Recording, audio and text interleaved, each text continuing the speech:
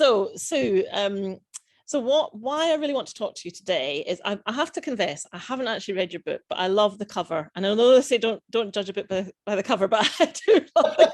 And the name is brilliant too. So what was it that you used to do then?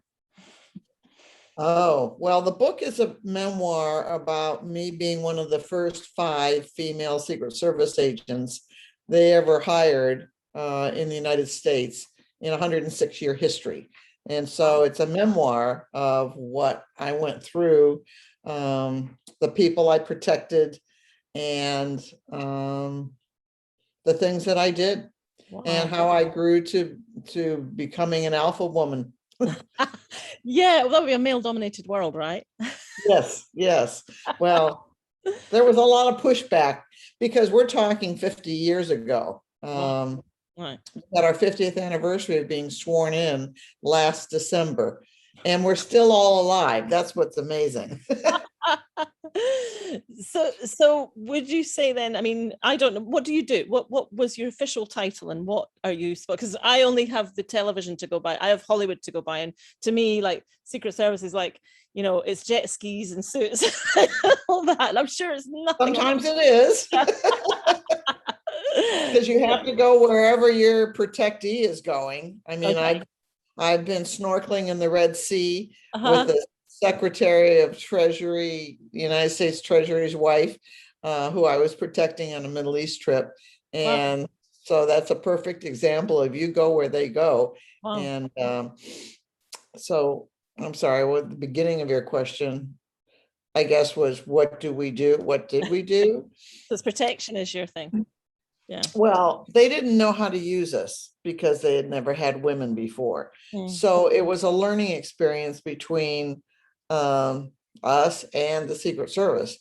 And so what they did was our title was Special Agent.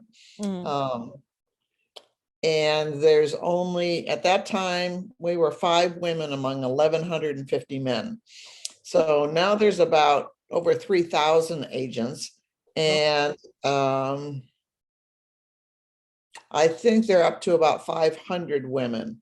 So hundreds of women have come in and out of the service since we broke that glass ceiling. But to get back to your question, when we first started, they used us to protect the wives of foreign dignitaries who came into the country on a visit. And we did that for on and off for a year. When we weren't doing that, then we were sitting around the White House or in the basement of the building next to the White House, doing nothing. And so playing cards. Yeah. So after a year of doing that, then they finally decided to truly make us full-fledged Secret Service agents. Right. And we were sworn in. That made a lot of news. Because you were women. Then we got some Secret Service training, and 4 of the 5 of us had come from law enforcement. I had been a policewoman in Washington, D.C. So had the other 3, and so we knew how to shoot a gun, but we got more training once we became agents to detect counterfeit money, how to investigate stolen government checks that people would steal out of the mailboxes and create, excuse me, create fake IDs and cache them. And protection, because we were in Washington, D.C., so there was a lot of What do you think was the advantage of you being female then? We could talk our way out of a situation rather than using our muscle. Brilliant. Have you got an example? Do I have what? Have you got an example? Well, I have another female agent's example. She was assigned to the New York field office, and she had a big burly partner, and they were going into an apartment building to, I don't know what for, I guess to find a bad guy. And they get to the apartment door and he says, "Okay, Kathy, break down that door." And she she looked at him and she said, no, you break down the door and I'll shoot him. I'm a better shot than you are. So, but I have to borrow her story because I can't think of any of my own. Yeah. But the point is, like, even in a city police department where you get oftentimes calls on abuse, something abusive is happening, domestic violence. The men go in there usually with muscle, whereas they're ready to break up a fight or take a gun or whatever. And the women will go in and try and talk down the tension of the situation. How interesting. Yeah. So you think you'd have more of you, not less of you. Exactly. Yeah. Well, they're at about 11% of the force now. Yeah. But you know, they need to be more, but it's not a job and it's not a profession, it's a lifestyle. Right. So yeah, it's really hard to recruit women who want to do that. You get moved around from city to city throughout your 20-year career. I don't know how any female agent maintains a marriage, much less gets has a family and is a mom. There must be secrecy around what you do as well, presumably. So you know you can't somewhat, but I mean, you can tell people you're going on a trip to protect somebody or you're working, you know, a counterfeit case, but you wouldn't discuss the case necessarily until it was finished. But it's not like we were in the CIA. They're the ones that are the secret people. Are they? Right. Okay. It was just because you said Secret Service. I thought, well, that's secret, but I don't know what the secret is. Why they're called Secret Service? Well, because there are a lot of secrets. That's true. Okay. The Secret Service was originally started in 1865. And actually, President Abraham Lincoln signed the papers to start that agency on the afternoon of the day he was assassinated. Whoa. So they did it not to protect presidents. That came years later. He started the Secret Service because it was after our Civil War, and 40 or 50% of the currency, the money that was in circulation in the United States at that time, was counterfeit. And so that's why they put us under the Department of Treasury, because of the money, and it's an obligation backed up by the US government.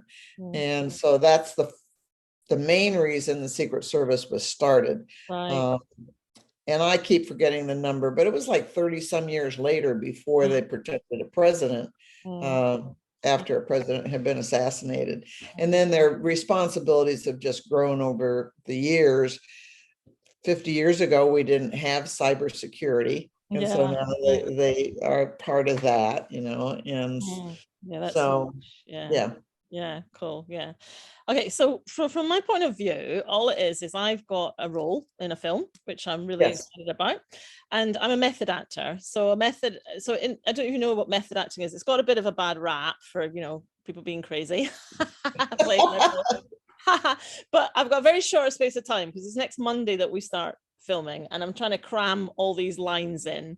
And also, the bit that I love about it, when I did my training, you got like a month to develop a character, and you could go, you know, really deep into it all and things. And basically, all I'm playing is a therapist. So I'm really lending reality to someone who is kind of in danger, if you like. And she's, and I'm taking her, the whole film is done in flashbacks of what she's experienced. And so all I'm doing is taking her back to remembering what's happened. And I just kind of thought, and she's a police officer, but she has been fainting, and that's why she's coming to me as a therapist, or on the surface, that's what it is.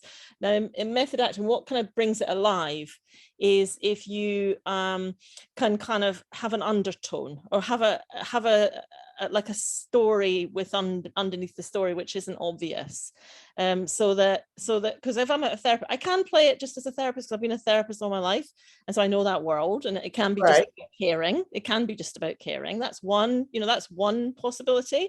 But then because this is about a woman who's sort of got information, and the sessions is bringing information out of her, I thought it would be more interesting to have another like an ulterior motive, whether it would be from a point of view of trying to get information for someone, or whether it would be from a point of view of trying to use the information for myself. I'm not sure, but it was just that because you had such an interesting and different kind of job, I've never met anyone who's, you know, in that whole world. I thought it'd be a really good opportunity to sort of pick your brains and get ideas of just that kind of, well, maybe you've got ideas actually of just how that could be played so that it's a little bit more edgy than just caring. I mean, I could do it just caring, you know. But you're not really talking about getting information out of people from what you're doing. You're not into investigation, are you? Because I'm just, Oh, yeah. oh, investigation is part of what you do. Oh, I thought it was protection. Okay. Oh, I see. Right. No, you're investigating counterfeit money, Oh, right. counterfeiter. Yeah. And the people around that, presumably, as well. Yeah. Yeah, Yeah. trying to find out who the bad guy is, who's printing the money, and arresting them and Oh, that's perfect. Right. taking them to court and putting them in jail. Yes. Okay. Okay. So from a point of view of this character, to come back to the acting world, that's actually really interesting because yeah, it could be, I could be doing that, couldn't I? Would you ever be put in a position where you're playing like an undercover?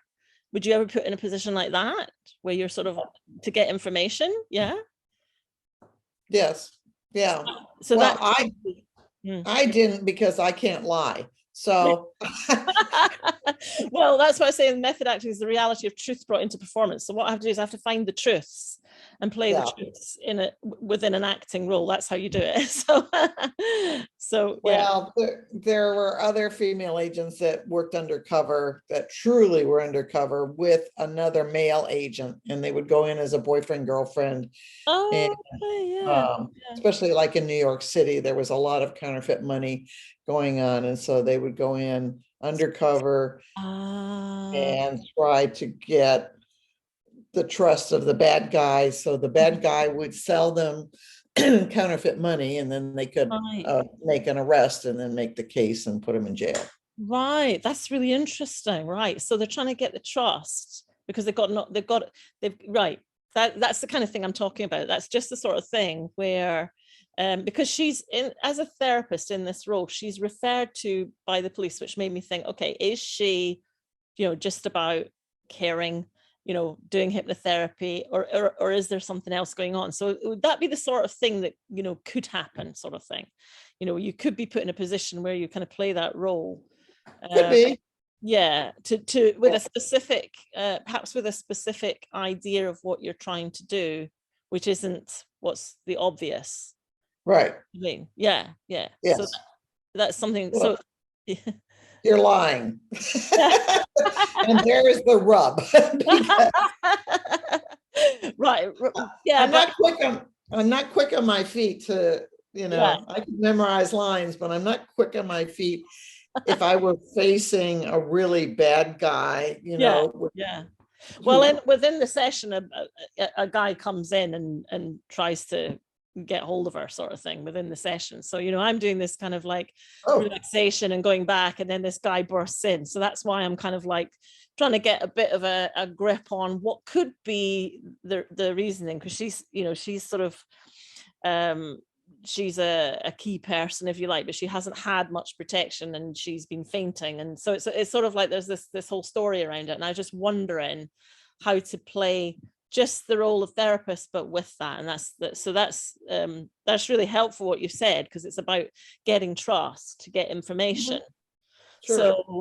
So you could almost say that that's what she's doing, because she's trying to get her to trust, because that's what you do. I mean, it sounds terrible because I'm a therapist, and it's all about trust. It's all about you know, creating an environment of trust. That's what you do, and it's the environment of trust that allows people to open up. So it's really terrible to then have this, but then this is a different hat I'm wearing. This is my acting hat, so it's like against all my principles. But okay, because it's acting, I'll let it go.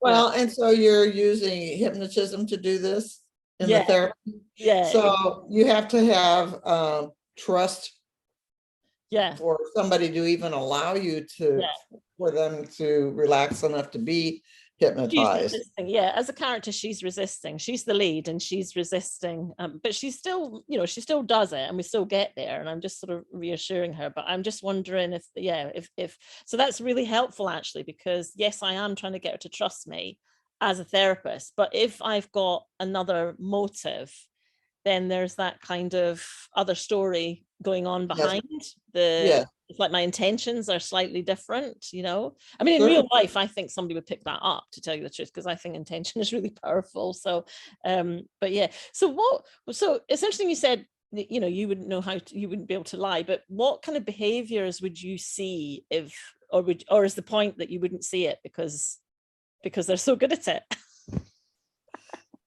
That's probably true. I'm thinking about how if you're in that situation as a therapist and have an underlying thing, yeah, you wouldn't see it.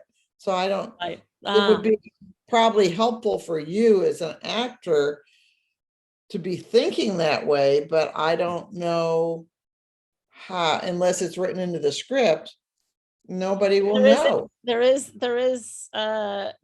little glimpses that there's something else going on within my character. Okay. Yeah, there is little glimpses, and it's where I want to take those glimpses. So there's hints, and when you in acting, I mean, what brings it alive? And I mean, really, what I'm doing is lending reality to the lead. So it's really the spotlight is on the lead, and I'm drawing out of her what's going on, and she carries the story. So my part is it's not passive.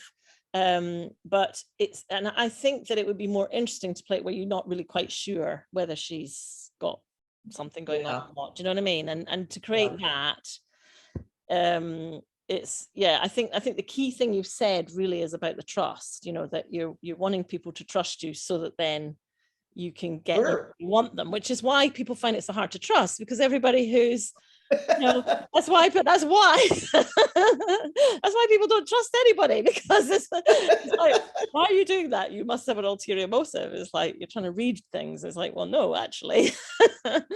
So yeah, but so normally get people to open up. Yeah, that's interesting. I don't have problems trusting people. I trust them until there's a reason not to. Oh, that's interesting, especially with your job. I would have thought that you would so you must use your gut instinct and your intuition as a big part.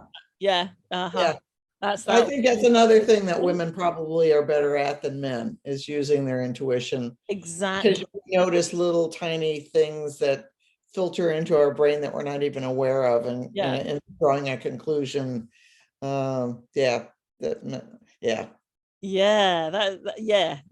the edge, isn't it? As you'd think there'd be a lot more women then, wouldn't you?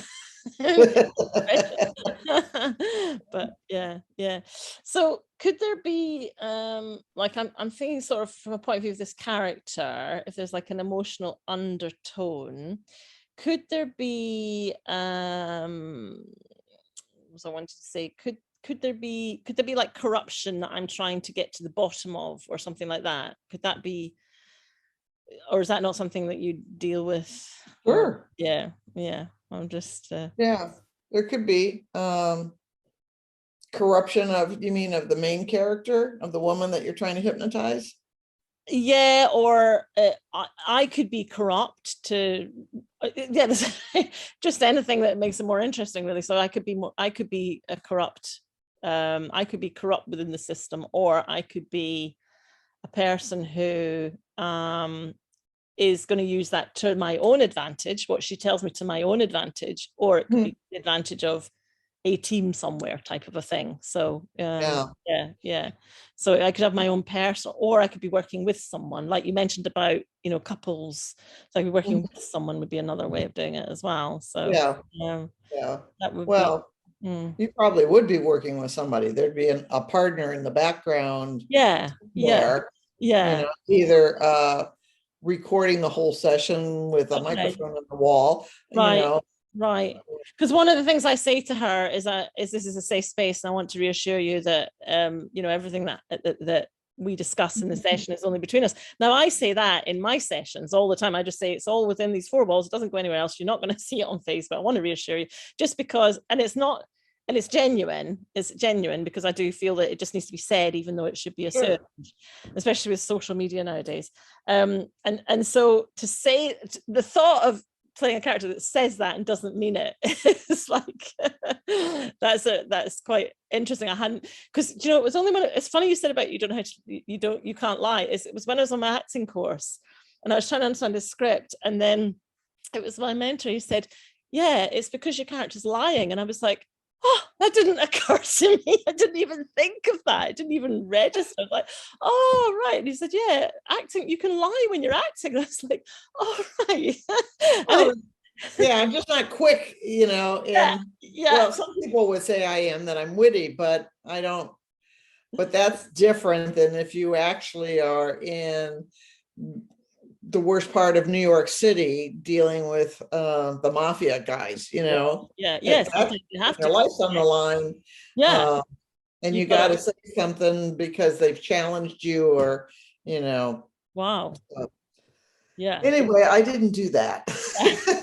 I did act as a girlfriend to a mail agent when we were like in an alley listening for printing presses running, and we would pretend like we were making out next to a building in the dark, so we could hear that there were printing presses going on the other side of the wall, but that didn't require any really talking.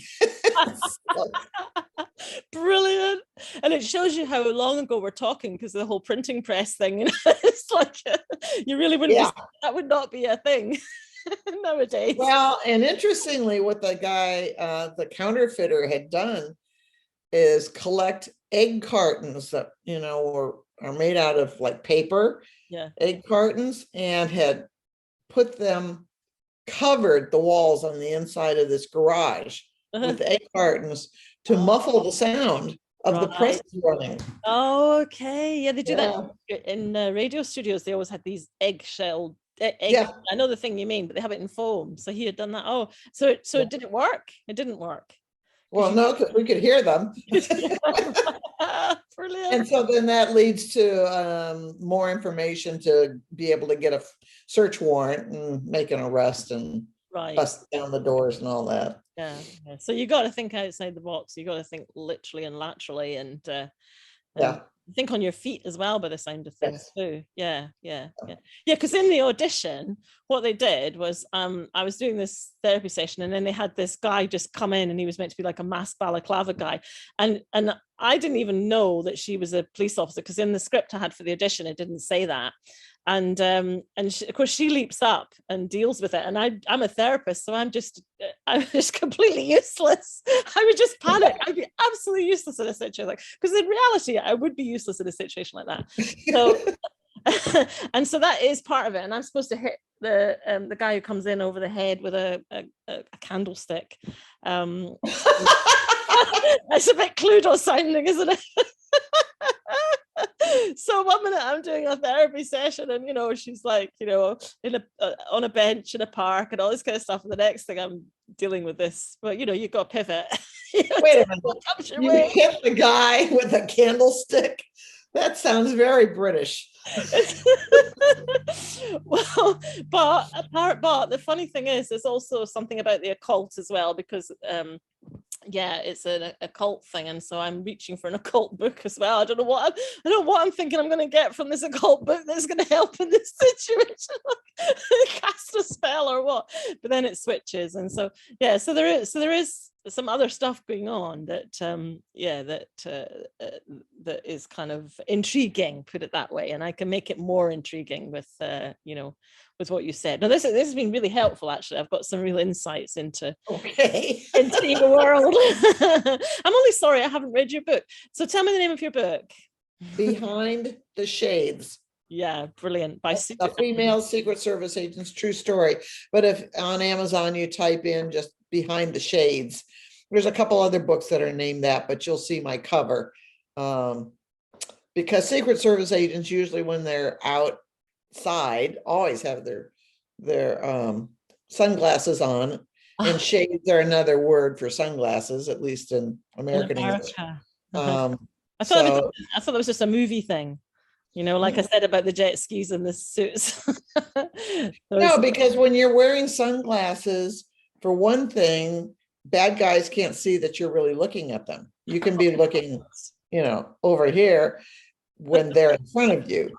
Yeah, yeah. Plus, you need to be able to see without the sun in your eyes. So, they always are wearing sunglasses. That's Well, quite. It's sort of obvious who you are. Pardon me? It makes it more obvious who you are. You're going around. Well, that's true, but we don't care at that point. Okay. I mean,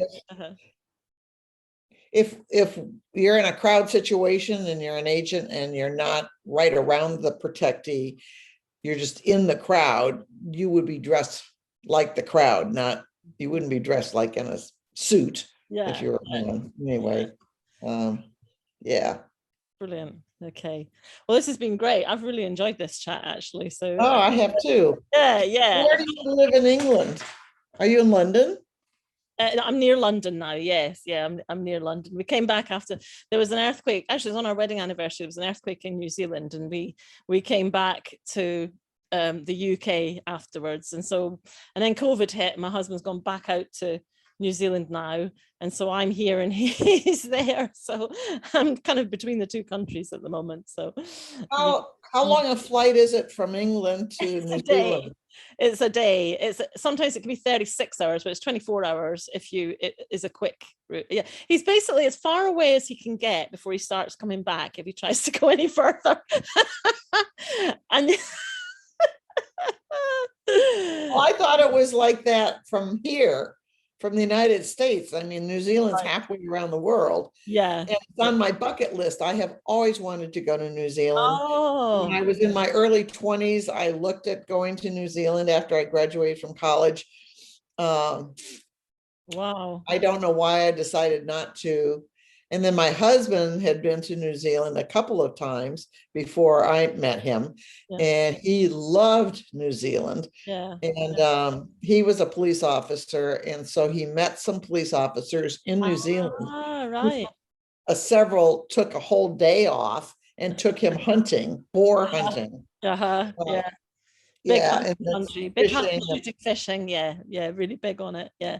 So he loved New Zealand, and we would have moved there. Well, we lived in the U.S. Virgin Islands in the Caribbean for 7 years. Right. And when we moved back to the United States, we were looking for a place to move to, and we talked about going to New Zealand. But my parents were still alive at that time. And once I realized it was halfway around the world, and if they got sick or whatever, I couldn't come back easily. So we didn't go. But you can still, I think that's how we originally started chatting then, because I was living in New Zealand when I was doing Quantum Leap, and I came across you through Quantum Leap. And I think we started chatting, and I think I probably invited you to New Zealand, but missed opportunity.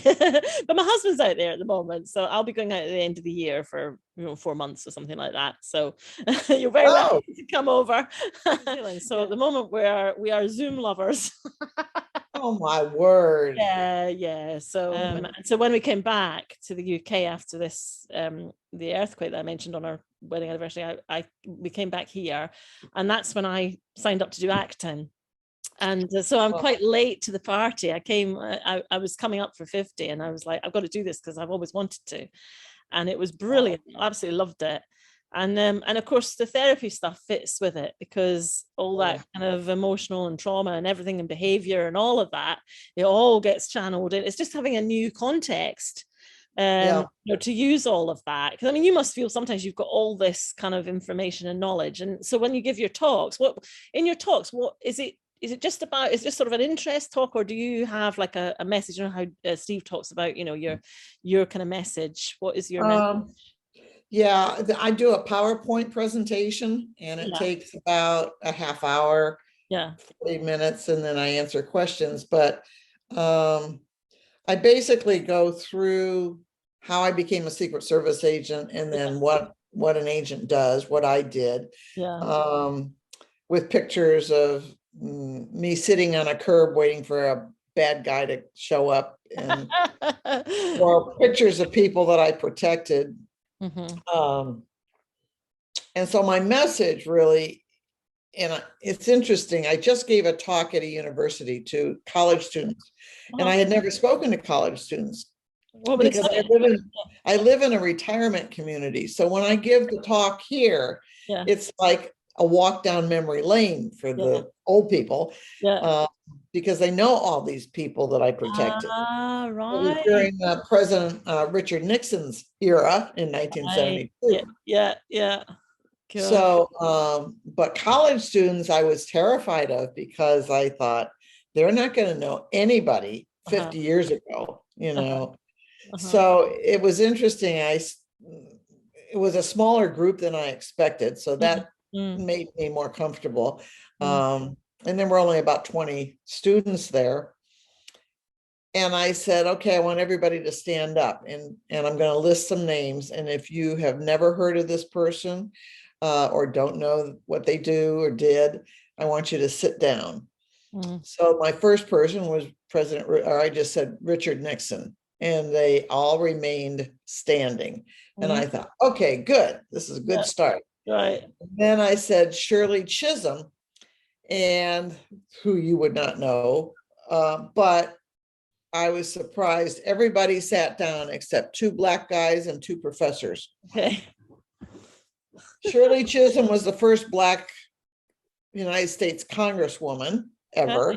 And she was the first Black woman to run for president of the United States. And so we had an election in 1972, and I was assigned to protect her as she campaigned around the country. And then I got switched to Mrs. McGovern, who was the wife of the candidate that ran against Richard Nixon for the presidency. So it was an interesting thing, and I'm glad I spoke to them. And now I really want to speak to more college students because they're really the people I should be inspiring.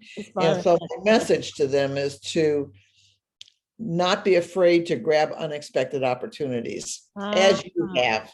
Right. Yeah. So you've got to tell me. Switching careers from therapist to acting. I don't know how that occurred, but you grabbed an unexpected opportunity. Yeah, that's true. I did. Yeah. Yeah. Great. Yeah. And so did the 5 of us women that were sworn in. I mean, you didn't grow up wanting to, as a little girl, wanting to be a Secret Service agent because they didn't have any women.